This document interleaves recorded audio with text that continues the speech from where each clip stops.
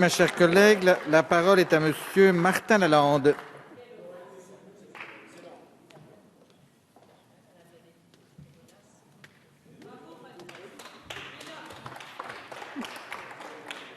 Monsieur le Président, Madame et Monsieur le Ministre, chers collègues, le débat d'orientation pour la stratégie numérique de la France et la préparation du projet de loi sont l'occasion, et chacun doit s'en féliciter, d'un premier pas vers ce qu'on pourrait appeler la coproduction législative que l'Internet va heureusement permettre de généraliser.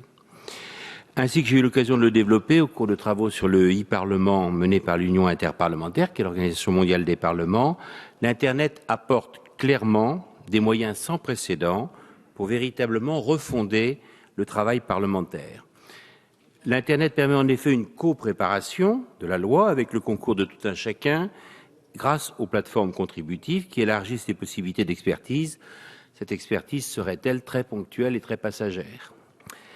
L'Internet permet aussi une co-évaluation collective de la mise en œuvre et des résultats de la loi qui élargit ainsi les angles de contrôle.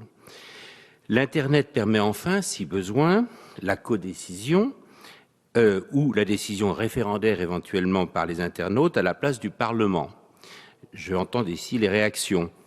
Toutefois, nous croyons tous ici, j'en suis sûr, que la mission irremplaçable du Parlement reste de prendre en compte et de pondérer l'ensemble des avantages et des inconvénients dans la recherche de la solution durable d'intérêt général. Je crois que nous pouvons tous être d'accord sur l'idée que le vote des internautes n'apporte pas spontanément les mêmes garanties. Même avec le très haut débit et la compression de données, il est impossible en 5 minutes de faire un point satisfaisant sur la stratégie numérique de la France. Je me bornerai donc à évoquer 4 points. Le premier concerne le déploiement des infrastructures du très haut débit. La réforme du service universel des télécommunications, dont il est question dans le dossier que vous nous avez envoyé, Madame la Ministre, et dont on vous remercie. Donc cette réforme qui se traduira par la suppression de cabines téléphoniques devra être compensée, à notre sens, par la couverture en téléphonie mobile ou en accès Internet mobile dans chaque cœur de commune.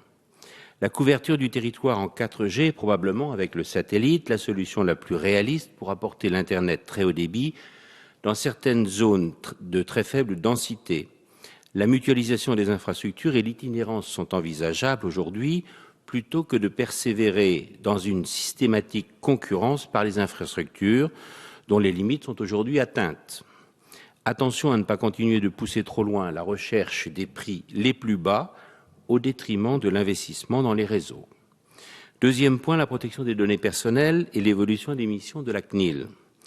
La protection des données personnelles pourrait être inscrite dans notre Constitution, me semble-t-il, comme chez nos voisins européens, afin de bénéficier d'un régime juridique plus protecteur que celui limité à la seule vie privée.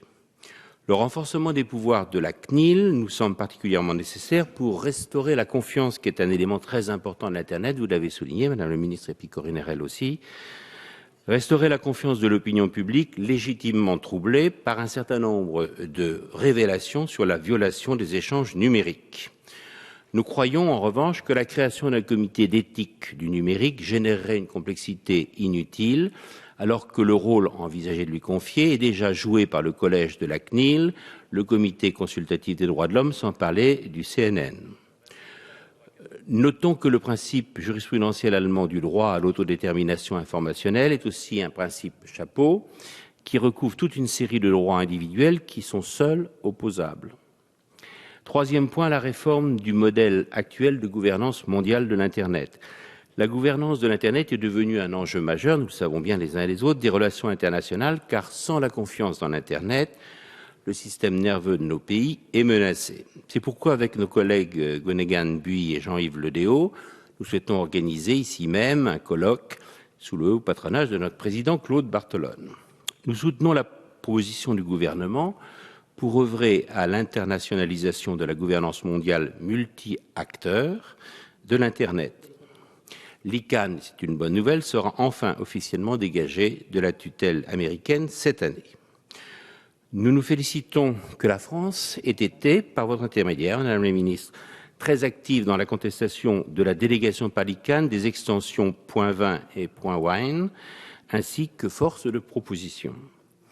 Nous appelons le gouvernement à définir, avec nos partenaires européens, une stratégie forte sur la gouvernance de l'Internet qui nous prépare à plaider et défendre notre position commune auprès des instances internationales et à faire face aux abus de position dominante des grands de l'Internet, appelés assez régulièrement GAFA, abus de position dominante aggravés par l'iniquité fiscale dont on a parlé tout à l'heure aussi. Quatrième point, et pour conclure, Monsieur le Président, la politique industrielle numérique. Le CES de Las Vegas, il y a quelques jours, vient de montrer la capacité de nos entreprises à innover, vient de montrer à nouveau. Il faut aller plus loin, une forte action française et européenne est nécessaire, nous semble-t-il, pour favoriser le développement de l'industrie franco-européenne des objets connectés, qui est la prochaine étape importante pour l'Internet, notamment sur les marchés des secteurs décisifs que sont la santé, l'énergie et les transports. Nous invitons le gouvernement à mettre en place un Small Business Act spécifique de la commande publique numérique, en limitant au secteur numérique de façon à ne pas tomber sous le coup d'un certain nombre d'obstacles européens et de certains de nos partenaires, en limitant donc cela au numérique, pour que l'État et les collectivités fassent plus et mieux appel aux entreprises du numérique de petite taille, parmi lesquelles se trouvent les innovateurs de demain, nous en sommes tous convaincus. Par souci de cohérence, avec notre volonté de préparer l'avenir du numérique en France, nous espérons que notre Assemblée rejettera la proposition de loi malthusienne sur les ondes électromagnétiques que nous examinerons le 29 janvier prochain. Merci. Merci, mon cher collègue.